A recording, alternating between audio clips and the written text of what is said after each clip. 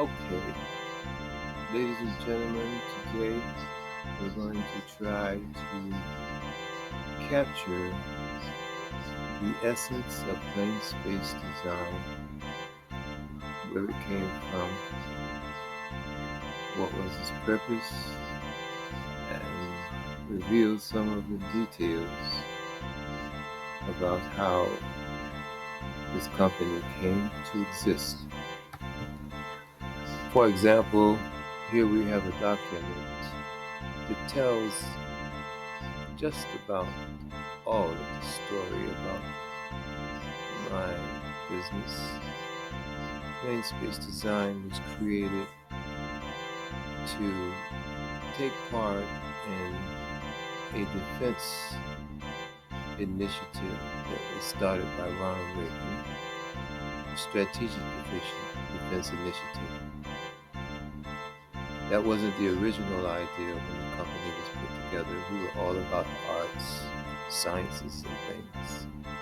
But Ronald Reagan had this wonderful idea of taking technology and creating defensive technologies that were intended to save lives and not take them. He was such an idealist, and he sold me on this idea of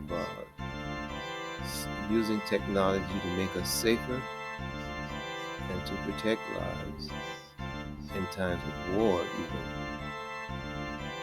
And I followed suit because I was very much interested in space at that time. I was learning astronomy and all space-related things. And so he sort of lured me into the activity. Therefore, my first customer, intended customer, was the Department of Defense. And a lot of these things that I might show you today are communications between me and DoD, me and the Internal Revenue Service, me and state and local governments.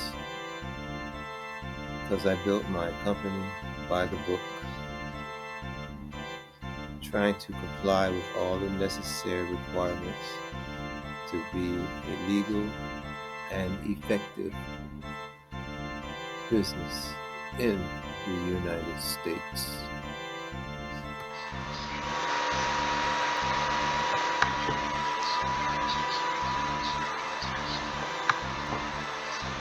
So here are some of the documents, paperwork that I had to do on a yearly basis to stay in touch with my intended client. A lot of these administrative names will be familiar to you. General Service Administration, Department of Defense, Department of Homeland Security, Department of State, Small Business Administration, and State of Georgia. These were the most cooperative entities that I had to deal with.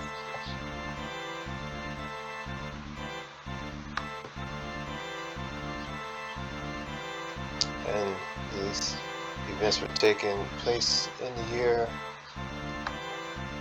2023.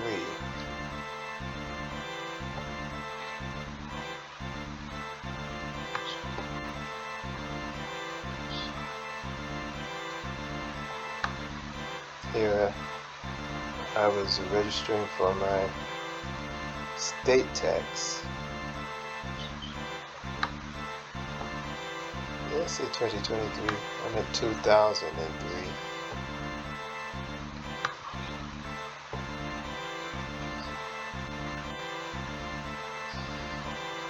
Now here is a document where I was registering for my state tax ID because I was beginning to sell products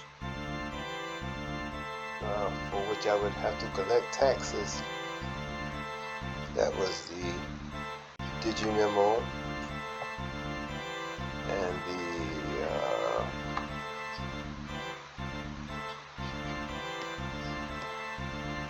Digimemo and the tablets or pads that were used on the Digimemo, which I were making as a product. During that time,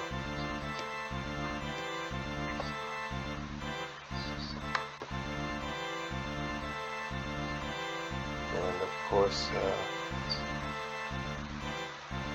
there was also a corporation that I started.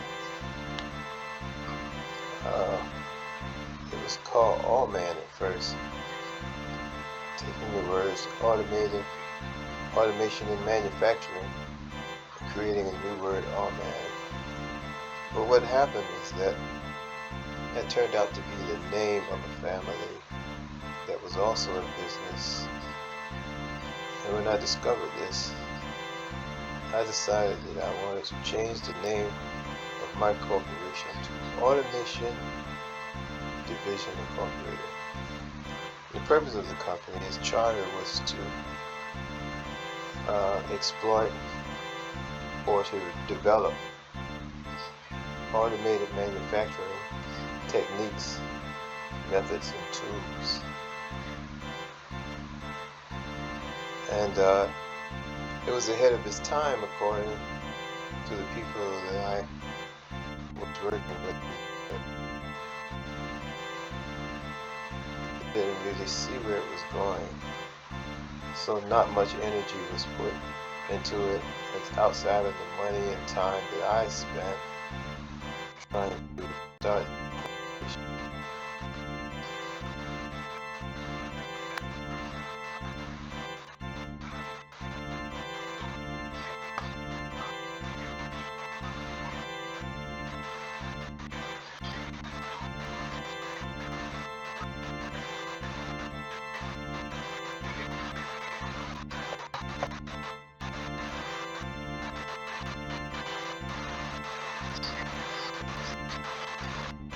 So this is the document. I was acting as CEO of the corporation. I never intended to hold that position for long. However,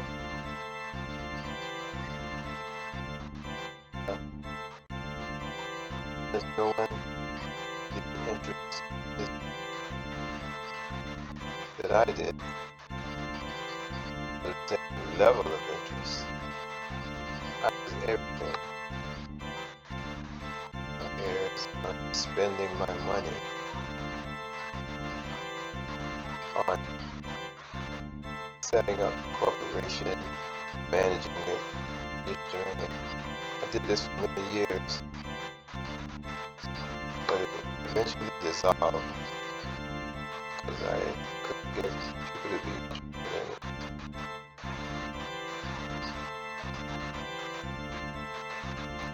Now here are some communications between me and the Internal Revenue Service. Things are going good in the federal government as well as the state government, and all things were really, really good. We had a very good rapport with each other. However, the local and county governments, they decided that they were going to play hardball, teach me lessons that I didn't need to learn.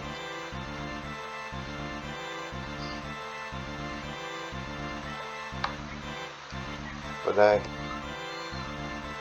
persevered even through that, cooperated with them in every way that I could, even though they made this cooperation very difficult for me.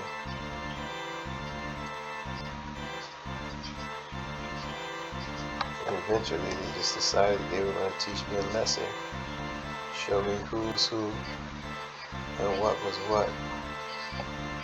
A lesson that I did not really need to learn. However,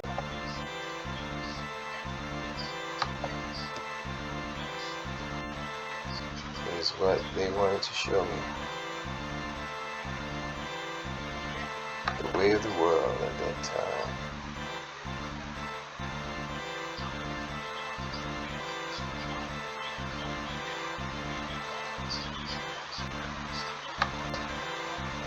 So quite a bit of paperwork to stay current and to stay in touch with my client, the United States government and the state government, who had most of the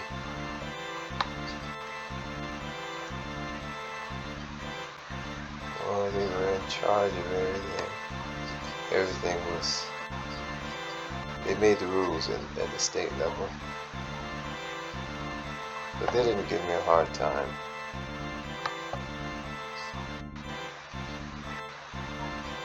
But when it came to this local government, I went to the Chamber of Commerce when I first started my company. Chamber of Commerce, Small Business Administration, and all the other places that were recommended by the SBA. And they gave me some nice literature. They told me to expect good things from this area, from these people. They had well-trained labor force, and that Savannah was the perfect place to start a business.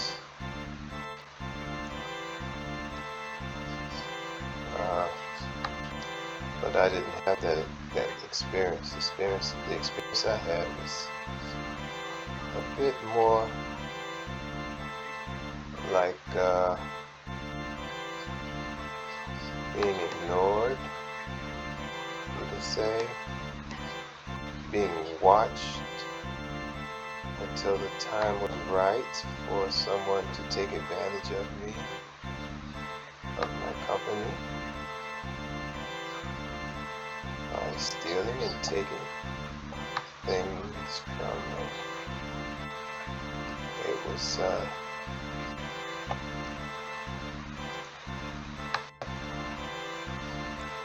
It was like I was in a petri dish or something,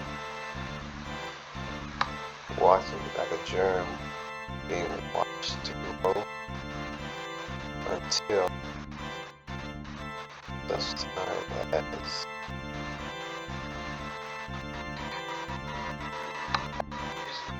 I would be destroyed.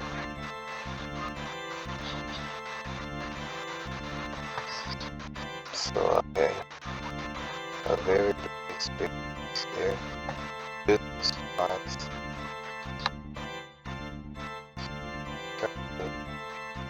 With my desire to do research and encouragement that I received from the federal government. Well, that made everything wow.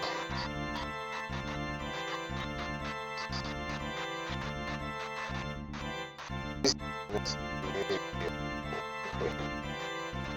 like they put the 90s in some of them. 1999. Oh, that is a long time ago. That was the type of work that I was doing. This type of paperwork. Oh, okay, lots of things in here.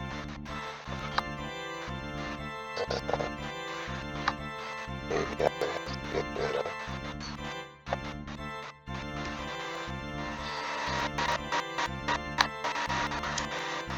So these events and these documents and things that I have just shown you have all come from somewhere in the middle of the world line of plain space design. There is still more that I can share from the beginning of the world line. And the world line of this company continues today. Only time will tell where it will eventually go.